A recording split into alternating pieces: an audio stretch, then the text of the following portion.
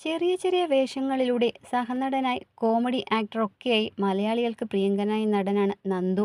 സിനിമയിൽ വന്ന് തനിക്ക് എന്ത് കിട്ടി എന്ന് ചോദിച്ചാൽ ഒരു നല്ല കുടുംബം കിട്ടി എന്നാവും നന്ദുവിൻ്റെ ആദ്യത്തെ പ്രതികരണം.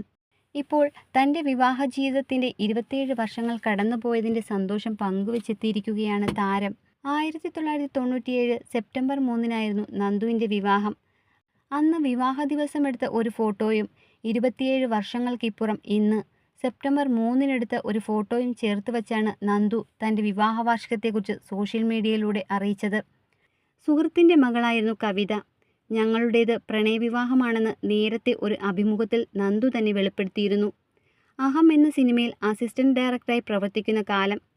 സിനിമയിലെ ഒരു ഡോക്ടറുടെ വേഷം ചെയ്യാൻ മോഹൻലാലിൻ്റെ സുഹൃത്തായ കൃഷ്ണകുമാർ മദ്രാസിൽ നിന്നും കേരളത്തിലെത്തി. അദ്ദേഹവുമായി നന്ദു നല്ല സൗഹൃദത്തിലായി. പിന്നീട് മദ്രാസിൽ പോകുമ്പോഴൊക്കെ കൃഷ്ണകുമാർ വീട്ടിലേക്ക് ക്ഷണിച്ചു. ആ സൗഹൃദം അങ്ങനെ വളർന്നു. പിതൃസ്ഥാനത്താണ് കവിതയുടെ അച്ഛനെന്നും നന്ദു അഭിമുഖത്തിൽ പറഞ്ഞിരുന്നു. 2 മക്കളാണ് നന്ദുവിനും കവിതയ്ക്കും. മകൾ നന്ദിത, 6-ാം ക്ലാസ്സിൽ പഠിക്കുന്ന കൃഷാലാണ് മകൻ. കുടുംബവിശേഷങ്ങൾ നന്ദു സോഷ്യൽ മീഡിയയിലൂടെ ആരാധകരുമായി പങ്കുവയ്ക്കാറുണ്ട്.